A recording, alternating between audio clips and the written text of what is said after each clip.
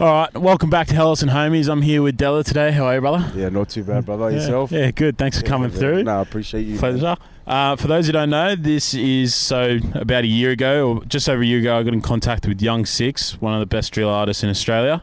And Young Six's manager is Della himself. Sure. So music management, how'd you get into it?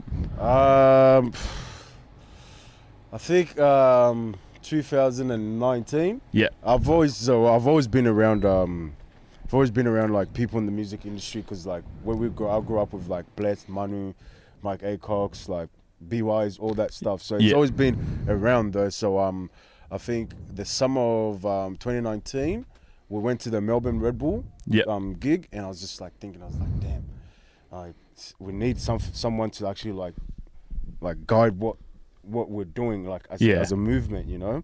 But then of course at the time it was just like all the boys all sort of had their own situations. Then I was like, what can I do, man? I need to like tap into this. So I was like, you know what, the next generation, man, we need to like just start getting them ready to be able to put like not just Aussie like rap or Aussie music to a next level, but like put the African communities like when it comes to like the arts and shit, like put them like be able to like hold the fort and like push it to the next level. Next level, that's unreal. And so I did, and then I went to Ghana with like the boys, and I was just like, fuck, everyone was just wasn't really sure, like didn't know too much about Aussie music. I was like, fuck this, you know. I'm gonna show you, I'll be back. And then man, so it's been like what, 3 years now. Man. So Six mentioned when you first like signed him, you'd called him from Ghana, man, which is a crazy story, bro. Like, cause Six, I've known about Six since he was being a badass kid around ends, man. And it's just like I used to see him like his freestyles and stuff, like the young boys would send it to me and whatnot. I'll see it on Instagram. So I'd call him like when I was in Ghana, just face to be like, yo, just chill. When I come back, it's on like we're gonna do this shit properly, man. We're gonna take it to him, and man. So with Six, same thing. Like I pretty much like got him over the phone in Ghana, and it's just man. The rest has been history. Bro. How long were you in Ghana for? 8 months, man. Back in 2019 or in 2020. So, like, the pandemic started at the end of 2019, 2020. So I was there. They shut down all the airports, so I couldn't fly or anything for I think like maybe 3 or 4 months. That's crazy. Yeah, man. And then had to come here and quarantine and all that shit. And then you just got straight into the music management after it. I came back the day that I got back. So I quarantined in Brisbane. So the day I got to Sydney, I went straight to like DJ City and just grabbed a whole bunch of like studio gear and just took it back to my cousin's house. Wilbur, he's inside at the moment, free him.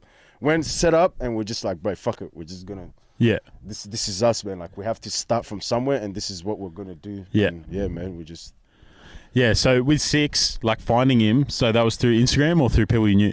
Through people I knew, man. Through people I knew, because Six has always been around. Like the like, you know, if you're in the African community, you know who Six is. Like, because he got like that popped up out of nowhere. Like that first single, Double O Member. Like what was it like making that? Bro, you know the funny story of Double O Member. Okay, so Six come past the studio. We had a studio set up in Maryland at the time. And we were going out, and he's like, "Oh man, I want to record." And we're like, "Bro, there's no producers, like, you know." Anyway, so we left. Me and my cousin. We went to dinner. We're there, and then we got a snippet of the song.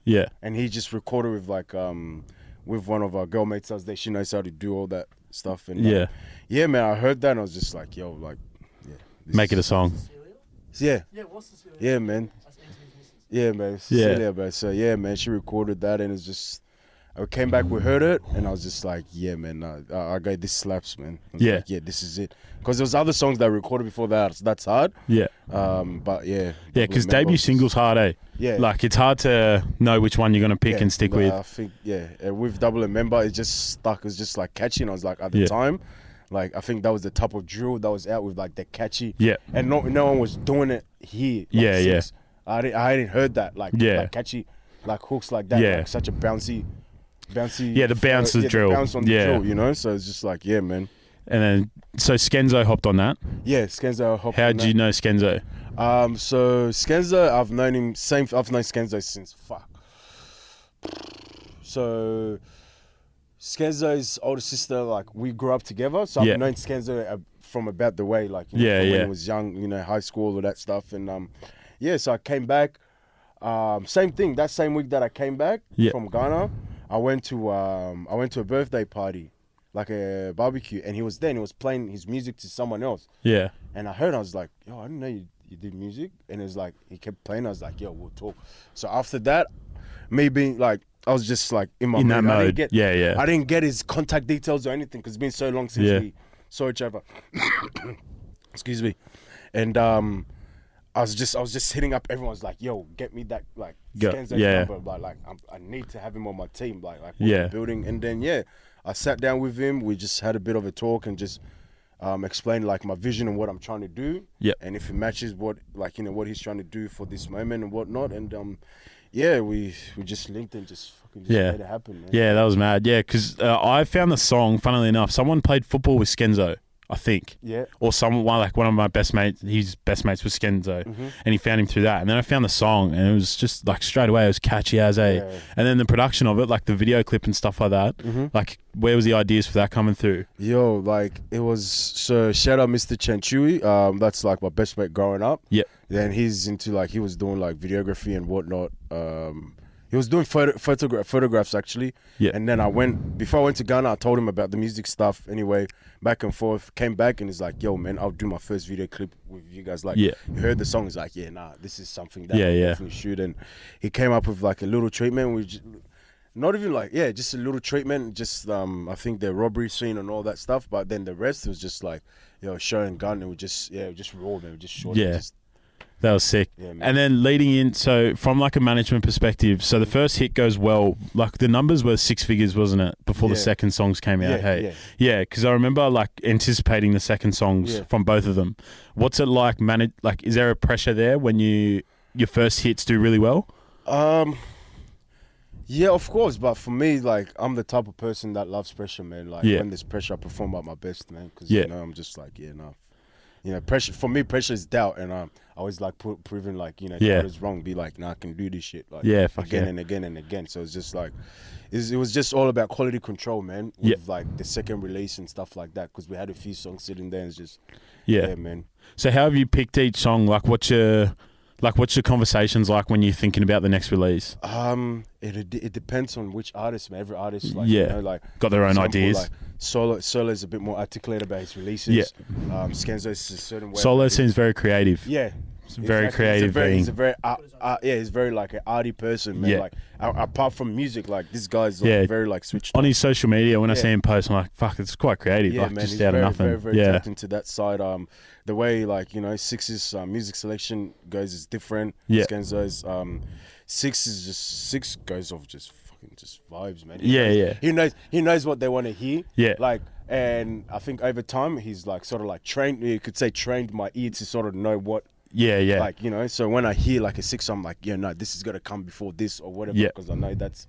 What it's got to load up. Yeah, well, it's going to load up. Man. Yeah. With Six, like, built different. He said when he was on the pod, he was like, I didn't really want to release it, but you kind of gave him that push to be like, I think this belongs out, and it's fucking man, hit and a half. It's like I feel like built different was like for the hood, man, for the ends type thing, because it's like before that there was only Home and Away by 1/4 for the ends, and I feel like that was like an older generation of drill. Yeah. And like his generation of drill needed someone with like a song that... At the forefront. Yeah, at the forefront. Yeah. From Mountie, like, just like putting on... a kid walking home from school. Yeah, exactly, So I was just like, yo, this is...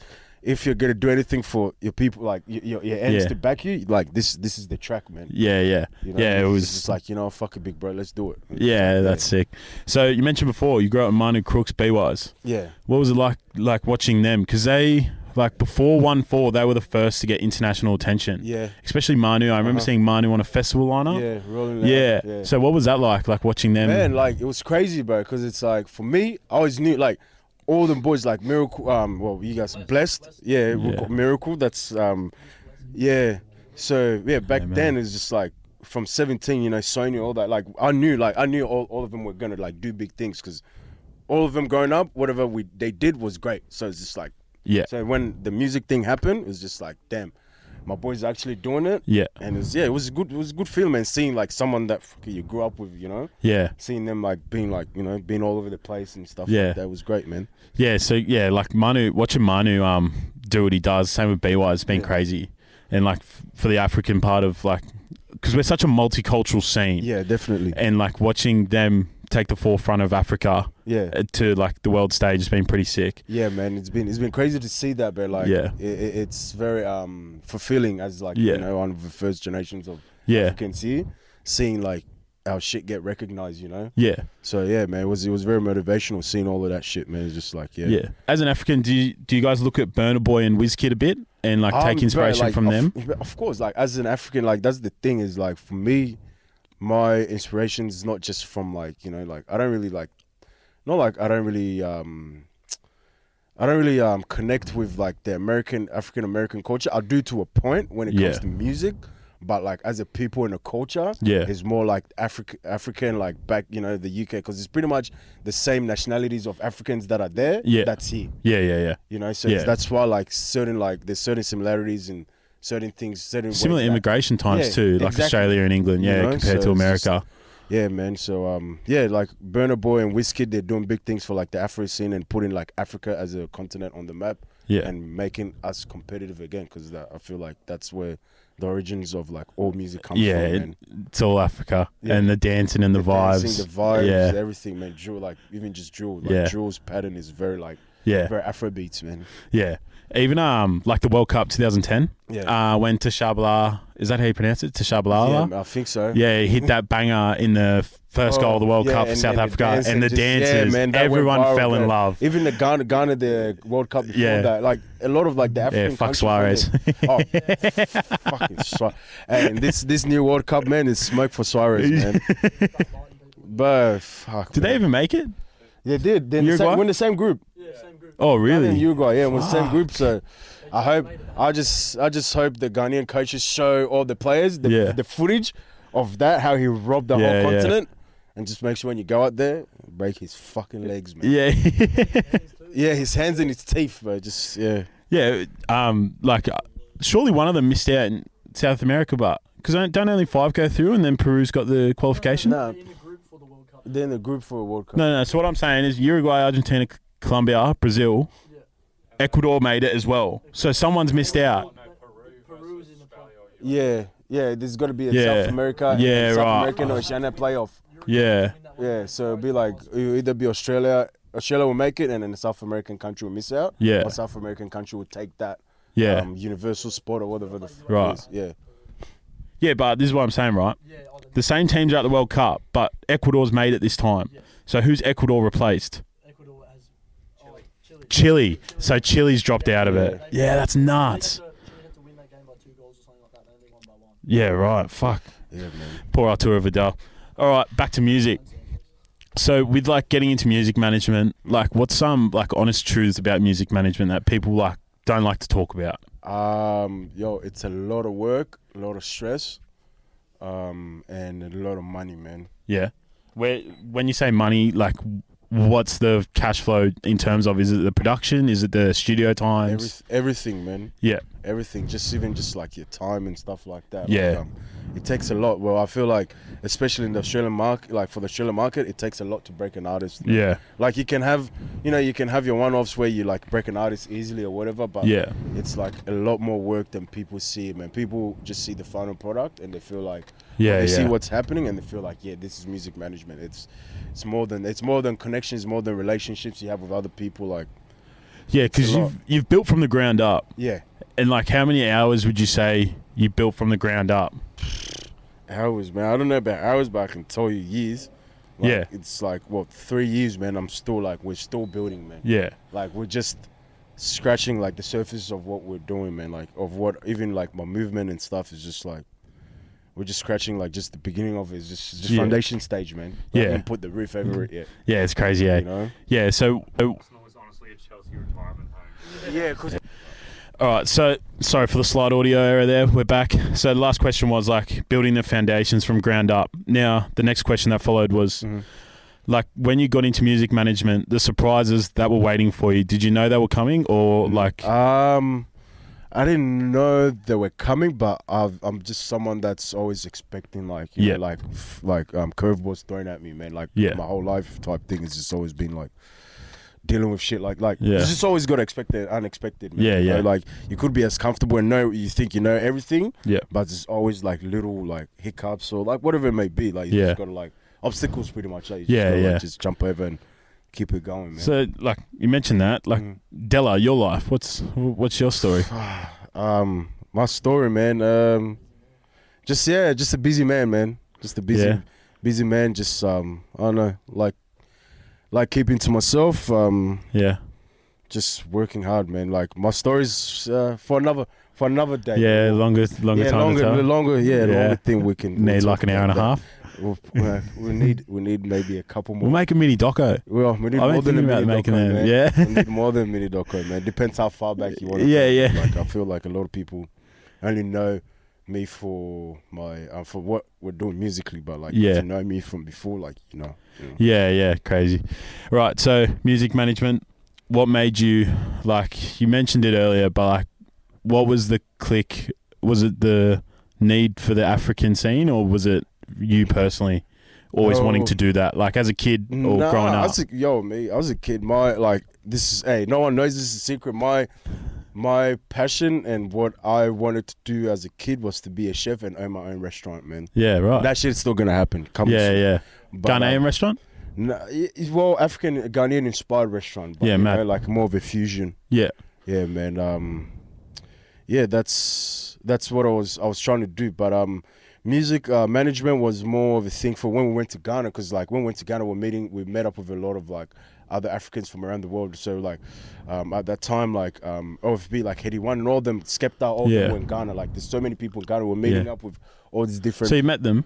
We're in the same clubs and stuff like that with them. A few of the Ghanaian Afrobeats like King Promise, all that, R2Bs, all that. So we were just trying to like, pretty much we're showing them our music, and they're like, yo, this is like pretty much just black people that make lit music in Australia. Like, I was offended by that. I was like, what the fuck do you mean? Like, what do you expect? Like, do we look like? Yeah, we're the same as you. We're just in different countries. Different countries, man. We're the same skill set. Lit, you know what I mean? Yeah. And so to me that got me angry in a way. I was like, not angry as I want to hurt people. I was like, you know, fuck that. Like, when I go back, man, we need the credit. I'm gonna create something, and then that way, the next time we link, these people are gonna be like, yo, I know of this person, I know, you know. So it was just like, for me, it was just like something. It was just it was more of a personal. That's mad. Like So the inspiration came from them being surprised Australian African scene. Like was where it was at. Yeah, and I'm like, yo, there's bare artists that are like fucking killing it in Australia, man. But you guys just don't know, because did they know Manu? Some did, some didn't, and that's another thing that pissed me off. I was just like, how you don't know, like, who that was? Like he's Moroccan, but Ampha Rose, he seems to have a bit of pull in Morocco. Oh yeah, of course, of course. Like, you know, and like that's the thing. Like the African music market is so big and so vast. Yeah, like there's like there's the African continent, and there's like the North African like music scene. Yeah. Which is like Morocco, Egypt, Tunisia, all that, like the Arab Algeria, rap, Algeria, all that. Then you have like your West Africa, where they do more of like the rhythmic stuff, like, you know, the American boys and stuff from Vice. And then you got your East with like this style of like music, and then you got the South with like your piano or whatever it's called, man. So that's man. And Ghanaian drill, that popped off like 2 years ago, I say. Bro, the funny thing is with Ghana drill, man, I told people that shit was coming, man. People didn't believe it, bro, because for me, it was only right. It was like when I heard it, I was like, yeah, about time, because drill's based on like violence and hardship. Yeah, but the basis of drill, like when it comes to the beats and how the production of it is legit Afro beats slowed down. Yeah. Like the bass percussions of drill. Yeah. It's Afrobeat, you know, like they have like the 1-2 timing and stuff like that. Yeah, that's all from Afrobeats, man. Yeah, and any top producer, good drill producer will tell you yes. Yeah. You agree, Flat? You produce a drill? Yeah. So it was only right, and and when they came, I was there when they started bubbling. Yeah, between like the ending of 2019 and stuff like that. Did you witness it when Stormzy hopped on it? Yeah, What was that like? We just, I think when Stormzy hopped on it, we just came from Ghana because Yeah. when the Sorry by Tog and all that came, when I first heard it, Yeah. I was like, yo, this is gonna be a fucking big song, man. Yeah. Give it a couple more months. Yeah. Once people catch on to it, it's gonna be huge. And Yeah. then I heard Stormzy was on the mix. I was like, yo, it's Yeah. only right, man. Yeah, I've mentioned it before. I mentioned it. I think I was with 6. Huge fan of Krept and Conan growing up. Yeah. And everyone talks about Last Night in LA from Conan, like how that's a mad freestyle because Joe Weller used it on the big KSI fight. But Last Night in Lagos by Krept is one of the most bar-filled songs I've ever heard in my life. Like, yeah. And from that, I found myself listening to a lot more Nigerian artists at the time because he'd shouted them out on social media. Yeah. Bro, it's crazy. Like the flow, the bars, like... Yeah, and like they were all based in Nigeria. So like Krept obviously grew up in London. Yeah. Or I think it's London. But like those were based in Nigeria, but their English pronunciation of words and like just was crazy. Yeah, because it's... And they rap in 2 languages. Like it's just... But it's just the multiculturalism Yeah. and just being fortunate enough to come from like, multicultural background where you can speak both like, both languages, English and your local native language, man. Wizkid and Burna Boy, it's sick to like listen to them. They elevate Afro beats to a different level, man. Yeah. And do you think Australia's got the capability of that? man, we already do have that. It's just the Australian market just don't like innovation. I feel like we have tall poppy syndrome. Yeah. Anyone stands out too far, we need to bring back down. Of course. We can't let people elevate. Nah. And it's the same with a lot of industries. Like, so we say that about here. Yeah. Like the UK people say that too. Yeah. Americans say that as well. It's just human. It's just human nature. It's just, I don't know if it's hate, or jealousy, or like it's just like being like, oh nah, I want you to be good, but you can't be better than what I expect. Like you can't always be at a level where it's reachable for me. Yeah. You know. Yeah. So you don't feel like, I don't feel like you're better than me, but it's not really like that. It's just like, yo, as a human, you got to fucking elevate, man. Yeah, 110%. So as a music manager, speaking on the Australian scene, from my standpoint, I think I have a pretty sound understanding of music, but I feel like we don't really have the structures in place necessarily for some artists to come through. This is like the one thing I've been thinking about lately, right? So like I want to start essentially like a grime daily over here. Yeah, man. Because we don't have that for rappers. Yeah, right. Let me know, man. We'll throw some boys on there. Yeah. Straight facts, man. Like Slimm, to completely honest with you, when we met Six the first time and Slimm came, like Slimm, lovely kid, right? Yeah. I'm not sure if lovely's been the word to describe Slimm, but to me, it was very nice. Man, kid. he is, man. He's a good kid, man. And Slimm did a freestyle for me, and I was sitting there, and I was like, I can tell if you just got on a grime daily, you'd hit a 500,000. Shout out, Slimm, man, free Slimm. Slimm. I'm telling you, I don't care, bro. Bring your best bar fucking rapper from Australia. Yeah. I'll put 10 G's on Slimm, and I'm telling you, wipe them all. Yeah. He'll wipe them all. Bars, delivery, like, yo, I don't like. You can. I don't care how people will take this when you see it. Yo, Slimm will rap and bar. You know, all these new rappers, 99.9% of them. But I don't care. Bring your Huskies, all that shit, curses. Yeah, he'll fucking wipe them. Man. You know who Slimm reminded me of when I first met him? Do you know Alex Jones? Alex Jones. LGs. Nah. If I showed you Alex Jones, bar for bar, Alex Jones, small white Aussie kid. Yeah. Bar for bar, he'd kill anyone. Yeah. Before that, but he just rated Robs. Yeah. Right. Yeah. And you reckon like the next thing, and then Slimm versus Nerve would be good. Slimm will wipe Nerve. Yeah. Bring your chillin' it. Yo, post this. Bring your chillin' it. Slimm will wipe chillin' it. Yeah. Bring your curses. He'll wipe them. When Slimm's out. When Slimm is out, it's over for all you rappers that actually think you can rap. Trust me, Slimm. Like Slimm. Yeah. This guy he's a once in a generational talent, bro. Yeah. I'm telling you, man. But yeah, so like when I speak about the music infrastructure here, like I watch it, and like I was lucky enough to, glance to the UK scene when I was 14. So that's 2014, right? Mm-hmm. And like it was sick. And like rest in peace, Jamal Edwards of SBTV. Yeah, man. Hey, he done a lot, bro. Even for me, he's watching that shit from here, like I know, like 2012, 2013, like even just the grime movement stuff as well. I used to listen to grime back in the day, and people would be like, "What the fuck are you listening to, man?" Yeah. It was rough. I used to get hammered at school. Bro, it's just like, when I mean, like, I'm talking to Kano, Lethal, Tincture Strider. Lethal Bizzle. Yeah, he was like my back then, you know what I mean? And this is before the Stormzy and all the new wave, Yeah. Chip back then. and BBK. Fecky, the BBK, Jammer and all that. Yeah, everyone used to be like, yo, what the fuck you listening to? Turn that shit off, man. But now it's just like, yo, it's everywhere, even the lingo. Yeah, you mentioned him just then. The like perfect example of why we need like a platform is like someone like Chip. Like, did you know the Stormzy Chip beef? Yeah, of course. Like within seconds, Chip gets it up on Grime Daily. Yeah, SBTV. Just having that outlet. We don't have that, but I feel like to have that outlet, it needs to be with someone or a particular group of people that are just very neutral and not about favoritisms. Because I feel like the industry, the reason why we can't have shit like that is because favoritism. Someone will start a freestyle series, but will only get people from their shit to do it just to try and showcase that, which is calm. Everyone's trying to like, you know, showcase what they have. Yeah. But it's like, you know, there's a lot of gatekeepers when it comes to that shit, man. Yeah. Like, see, for me, like the reason I'd want to do it is I've got no favoritism. I'm from Blue Mountains. Like I've no area alliance, anything like that. And like I'm a WOG. And like, so I've got no alliances to anyone, and like I watched Kahook come up, who's been releasing lately, and like he was another one. When he first sent me some of his stuff, I was like, you all need a platform, and like the whole dream is to have a studio such as this. Shout out Open Studio. Man. And then just have a place where they can come through, have a booth, and they can just drop their bars, do whatever they got to do, and like things like Daily Duppy, and that's where you'd actually see like who's got it. Like for me, like with Chip, Kano, Lethal Bizzle, you'd know like their freestyles is how you have you got as it. Iconical, you know, like Gets and stuff like that, Double E. Like, like even Heady One, like I've rated him for so long, but until he hopped on a Daily Duppy, and then when he hopped on, I was like, fuck, he's Heady, proper. Well, I've rated Heady since back then when they used to call him Heads. Like, I was like, there was just something like, I don't know, like just something about his flow and his delivery. I was just like, do you remember? How the fuck is he doing it so well? It just looks lazy and sounds so lazy, but it just sounds so good. Yeah, I forget what the page is, but they have like that one page over there where they post all the stuff. And do you remember when he got caught at uni? Oh yeah. And then No Better came out. UK. What is it? TPL.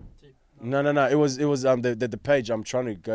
UK Gossip or something. No, it wasn't Gossip. It was before that. The original. Well, I saw it on UDN, United Kingdom Drill News. Yeah, right. Yeah. And then so for people that are YP's mask whole thing, the first one to do that was RV. Yes. And like at the time when No Better came out. Yeah, K-Trap before RV, man. Yeah. Blade Brown. K-Trap, one of the best rappers to come out of the UK, man. I don't care what anyone says. And then Biz at the time as well from Harlem Spartans. But Biz. Yeah, like I remember when No Better came out, and I was like, oh, okay, like he's got it. Like Golden. Yeah, No Better was big, but Golden Boot. Yeah, Golden. I think Golden Boot was what like exposed Heady One to like the rest of the UK, and they were like, oh yeah, now this is someone that we've got it back, man. Yeah. Speaking of UK, I asked this to a lot of people. Top 3 UK rappers. Hard question, eh? Very, man. It depends what you talk. Rappers, drill, like there's so many. We'll do before 2016 and after 2016. Fuck, before 2016, I'll go. Mine's Skep, Chip, Gigs. So I'll go. Shout out Nines. Gets, I'll go Gets, Kano, Nines. Yeah, Nines. I see you shining. Yeah. Who rolls with Nines? That's a good rapper as well. Scraps. Yeah, Scraps. Yeah, all Scraps. the Ice City boys, man. Yeah, and man, it's crazy, but like it's like, for me here, I've always like fucked with the UK culture, so I know like I've been watching like old YouTube videos from back then. Yeah. You know, it's just like all the Ice City boys. Like I remember, like you know, all that is crazy, man. Yeah, Nines has been like in the news ever since he came onto the scene. Oh yeah, crazy. You know, like that's the thing. The realest to do it. When you're trapping and doing this music shit, it's only this is the shit that comes with it, man. You know. And so after 2017, who would you say the best 3 have come out of there? There's a lot, man. I'll definitely put K-Trap on that. Yeah. And then I'll give Mizzo Mac because like the way no one compares. Yeah, no one compares to Mizzy, man. And I think. What did you think of Return of the Mac at the time? Yo, that was elite, man. Like I guess for me, I can sort of hear sounds that people are trying to like. Trying to portray and build, and like all his old stuff. I knew eventually when he came across like the right engineers and the right ears, it was gonna elevate his sound. And Return of the Mac was just Yo, it's quite emotional. Yeah, man. Yeah, in the thing, like Kennington where it started, biggest drill song of all time, arguably. I got hammered. Did you see on TikTok yesterday? I posted a clip of me and Jason from Juicy Jason talking about No Censor. Yeah. And I said greatest drill track ever with a question mark. But everyone thought I was saying it was. And I just got hammered, Like full blew up. Nah. But all the comments just agreed on Kennington. Yeah, everything. Yeah, it's Kennington and No Censorship was hard. It's one of those two, and Yeah. but you're I loved right, it. man. Kennington where it started. That's it's like you can ask everyone. That's like It's crazy to explain to people that Blanco is Harlem Spartans for the music he makes now. Yeah, and Lowski. Like, it's crazy. Oh yeah, no, because Blanco was locked up for so long. Yeah. And he came out with Shipperton. Yeah, Shipperton. Yeah, but Blanco's always had that style, man. Yeah, that's his crazy flow. Yeah, that's crazy his style, natural flow. Just natural flow, like effortless. Yeah. So top 3 from 2017 onwards, we got Miz. Yeah, K-Trap. Yeah. I don't know if I should give it. Mine's Dave. Yeah, see, Dave's not for everyone, but I'll go Juju Huss, man. Yeah, J Huss, man. Did you see the other day what he posted? With the CB one? CB and Miz. But they've been sitting there for a long time. He needs to release that shit, man. Yeah. If J Huss ever sees this, man, hurry up and release fucking disappearing for 6 months at a time. And if I find your management, I'll leak your music, man. Yeah. I know J5, he's gone in. I'll find a way to leak your music, man. Yeah. Huss. Yeah, for me, Huss. Oh, no, I'm going to change it. Because you've mentioned Huss. Like, I got a lot of love for him, but I'm going to go Pot of Paper. Yo, hey, shout out Porter Paper's a GOAT. Like, you can't even put him in, like, the best. He's a GOAT. He's past that. Yeah. Him and Fez have the same, like, idea. Bro. Fez, storytelling. Yeah, man. Yeah. Yeah, shout out Fez. Like, I'll shout him out today. CG Fez, yeah, man. But, yeah. I like his shit too, man. Yeah, Fez, when we've come here, he, like, plays, like, his stuff. And, like, his storytelling ability is nuts to me. Like, it's... But, yeah, so for me, Potter, Dave... Yeah, I got to go Miz. What do you think about Digger and like Central C? Yeah, bro. But they're the next generation, so we'll have that discussion in the next 5 years. Yeah, Gangster Artist is Pot of Paper. That's good, but go to training day, man. Go training day 1, 2, and 3. Yeah, man. And go in order. Go in order. Listen to that, and then we'll talk and tell me the story of Paints, man. Yeah. What do you think of like Unknown T and stuff? Bro, Unknown T, fuck, man. In another 5 years, when they talk about UK, the best in UK, he'll be in the conversation, man. Yeah, I think he's got something on the way with 1-4. I see him commenting on everything. Oh yeah, no. Like Unknown T is cool, man. A few of my people know him from back then. And they're like, yeah, he's cool. He's a cool cat, man. Yeah. So America, we'll go before 2015, and we'll go last 5 years. So before 2015. Before 2015. I'll go Kendrick. Yeah. Meek for his storytelling abilities, and when Meek does Meek. Even that Championships album in 2018, 19, Meek, that was nuts. I've listened. Meek has been my top 3 since Flamers, man. When I heard him when I was like 18, 19, I was just something different. So Kendrick, Meek. 2015. I'm just talking about rappers that I like sort of relate to. Yeah. That's the question. So ASAP, J. Cole. Nah. Are you gonna get back to the 90s at all, like Biggie Park? Yeah, of course, Biggie Park, Jay, Nas, Big L. Yeah. Selly, 1-4 is Big L reincarnated to me. Yeah, 110%, bro. You know what? You're right, man. Like, I can hear that now. Now you just said that. 110%. He is Big L inspired, and like it's like with Lex. He is Harlem Spartans and Moscow March. Yeah. Like he's like that's Lex to a T. Yeah. Hey, shout out Sally and Lex, man. Free him, man. Yeah. Bar for bar, like Lex, you're right. I think he's one of the best in the world. Yeah, like, bar for honestly, bar, in the world, if he gets the stage. Yeah, if he gets the stage. But me, I'm a big Sally fan, man. Yeah. I'm a big Sally. I'm a big man. I'm a big Sally fan, and JM's, man. Yeah, bro. Like I don't know, it's just like the way JM delivers, and just like the tone he delivers in, and just the energy behind it is very. Shout out Nams, man. Yeah, Nams is very underrated for a rapper. This Section 60 for those who that don't know, but Nams is man. Another one to watch out for, man. He's gonna do some big things, man. The next year or the so. AVTV freestyle Yeah, is legendary. Yeah, man. It'll be like one of the freestyles. That's the thing, AVTV, like that freestyle thing. Yeah, I was trying to hit him up to bring it back, man. Trying to do a double A special, but hey, AVTV, if you ever want to come back, I've got double A boys ready for you. I'll happily hop in as well and help out with the production and getting people in. Like I'd love to. When Slimm comes home though, because need Slimm on that, bro. Yeah, Slimm would kill it, eh? Slimm would eat anything, man. What beat would you put him on? Slimm? Yeah. Slimm depends, man. Slimm depends on what we feel like on the day, man. Yeah. But anything you put him, if you put him on a storytelling beat, Slimm. Yeah. So the message from Son. Yeah. That was like reflective, I'd say. Like I didn't expect that from him at all. Mm-hmm. What would you say is his best trait, like in terms of rap? So like JM's right, his aggression. Yeah. So and I'd say like 6, his ability to make a bouncy tune would be his thing. What would you say Slimm's is for people listening? Slimm will be his lyricism, man. His lyrical ability. Yeah. Is just to put things together. Yeah, bro, and just putting things together like and wordplay. Yeah. His wordplay is just sick, that's like man. Fez, but when he sits here, I can't fathom how they do it. Yeah, bro, like Slimm says something like one of his tracks which we're gonna release. He goes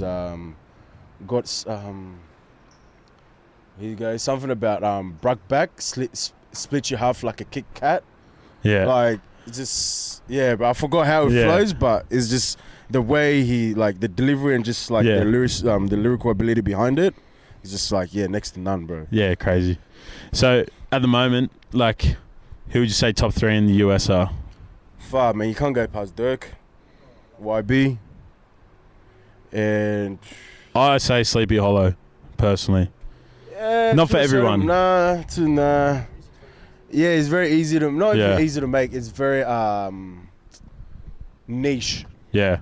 It's targeted. He knows his fans, his specific target, and he knows what they like, and he nails it. Like, shout out to him, he does his shit. But Chef G, Chef, I rate Chef over Sleepy. Yeah, definitely. But I don't know if they're there yet as to be. What about Lil Baby? Yeah, Baby. I think Baby, YB, and Dirk, and then you got that Baby and all those people. But I think that's So what, Dirk? So YB? Yeah, YB first, because I've been listening to YB since he was 15, bro. Like, I was man. like, how the fuck am I relating? Am I connecting to a 15-year-old kid from the other side of the world? You know? Yeah. So YB, Dirk, and Baby, man. Yeah. Baby's special. Baby's very special. It makes everything sound special, man. Yeah, you heard that story of when he came out of jail. He wasn't even really rapping at the time, and his cousin gave him 10K, and he returned with 200 after a week in Atlanta. Yeah, man, that's crazy. The thing, man. If you're on your shit, there's so much ways to flip your money, man. Yeah. So, you personally, what's next? What's next? Would you sign more people? Or too much work? Right now, nah. I'm just trying to build a management team, so that way it's just easier to take on more artists. Like systems, You need to build systems. Yeah, you need to build systems, man, and that's one thing I've been doing so far. Like, a lot of artists hit me up about managing them. Like, as much as there's only one of me, man, it's hard work just doing with one. You don't person, want to spread yourself too thin. Yeah, too thin, bro. You know, and there's so much that we're doing, but tape coming soon. Yeah. From us, 6 and whatnot. It's an exclusive. So you're doing like a label tape? So like all the boys on the label? Tape, the label tape will come later on in the year. Yeah. Like more of a summer project. Yeah. The boys got summer tunes in them? Oh, definitely. Well. Yeah. Definitely, man. Yeah. Definitely, bro. A whole bunch of bangers like stacked, man. It's just this summer was just like a bit techie with the reopenings and closing, so we just had to be strategical about our releases and stuff like that, But this year looks a bit more promising with the COVID laws and all that shit. So definitely more tunes, big tunes, man. Yeah.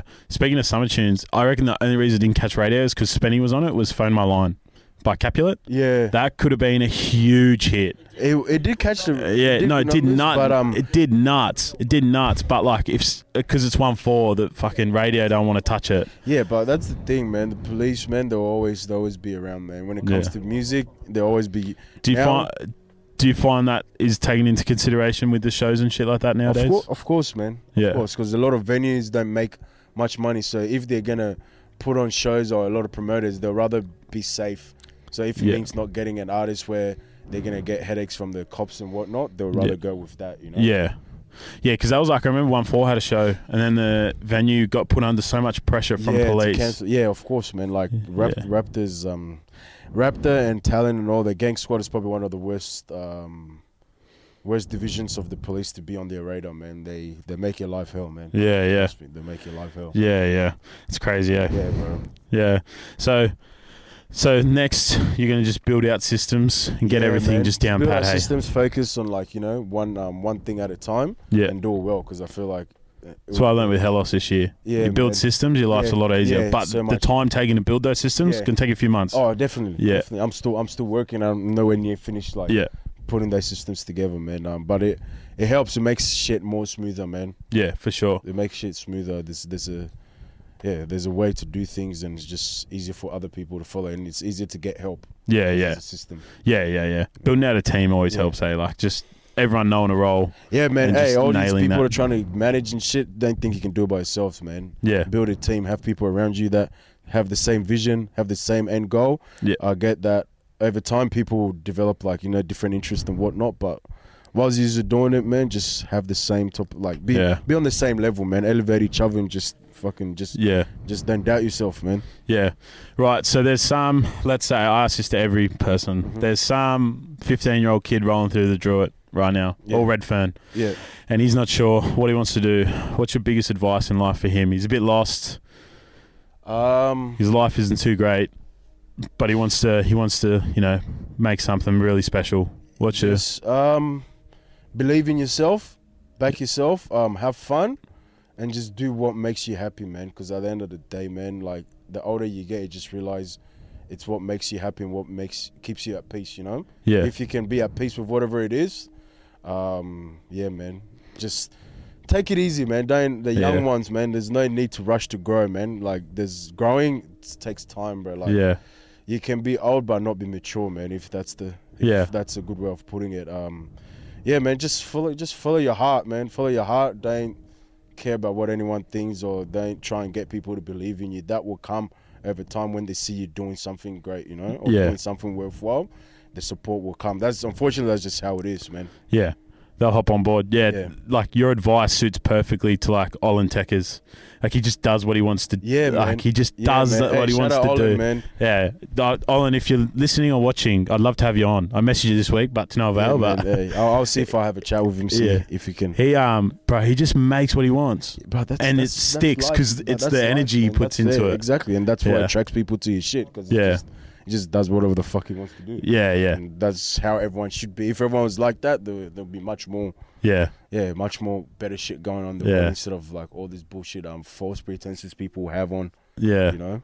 Yeah, I found it so funny he was just doing the fucking maths content, but... bro. I think that was he was just being himself. When you meet him, in real, that's just how he is. Yeah. So, are you mates with him? No, you can't say mates. I've met him a few times, but, you know, us Africans, once you're black man, you're a friend, man. Yeah. You know? So, he played against fucking Fiorentina like 2 years ago. Oh, yeah? He was playing in Serie B or C. Oh, damn, okay. And he played us in a trial. Yeah. He was Markin Vlahovic. Oh, damn. And now he's over here fucking going to parties with the maths people in Bondi. Man, he's lived his life, eh? He's lived his fucking life. Yeah. Oh, man. Did you watch maths? Bro, I hate that shit. Yeah. It's just, for me, Aussie TV is probably one of the most worst, boring shit. Yeah, it's shit, eh? It's shit, We don't produce much on Netflix either. It's not even just like, I don't know how we have so many stories and so many things that can be told, but it's just like the same bullshit. Yeah. Every year. It's like, every show, they have the villain, they have the one everyone loves. Like, it's always the same. It's just like, you watch it, it's just like, come on, man. Yeah. Like, the narrative is just very basically tailored. Yeah. You know? Yeah. Well, like, while you mentioned that, like, the other thing I had an idea with, like, the Grime Daily thing is, like, we need to produce more, like, video series on our artists. Yeah. Like, Vice did that so well on 1-4. Like, we need more of that. Hey, Vice, hit me up, man. Trying to work. I like they could cover so much here. Like Sydney's such a spot. Oh yeah, of course. But I feel like COVID slowed down a lot of things, man. Trust me, they'll be back. Yeah. They'll be back and be more tapped in with the culture now. Yeah. It's like, I think after that 1-4 wave, and then pretty much COVID sort of started. Yeah. And just like slowed down everything. So they're traveling and all that. The shit part about it pulled us back a step. If COVID didn't happen, I reckon Australian music, right now, rap music would be at a different level than what it actually is. The shit part was they didn't let 1-4 perform even when COVID was gone for parts. Yeah, but I think And there's more like legal issues. Yeah, and it's just fucking it was just rough to watch because it's part of the movement. Yeah, but they just wanted to make an example out of the top. Of course. You just want to keep these people to where they're from, and you're like, no, they're trying to fucking elevate. Yeah, of and course. That's That's we were what talking about before. It's just Australia. Like it's just so just the legal system here, man. Yeah. They just it's hard for them to see anyone else win from the gutter, man. Yeah. They do everything to keep you down, man. Like even for us, but it's like we still get harassed I still get harassed on a daily basis, man. And it's like I'm far from back what motherfuckers used to do back then, and full like changed everything, but it's just is what it is. Yeah, man. It's just like always gonna be like that, man. Take it in your stride. Just take it on the chin. Just keep finding ways around it, man. Yeah. So quickly before we go, Oz scene in 2027. Where do you see that? Ooh.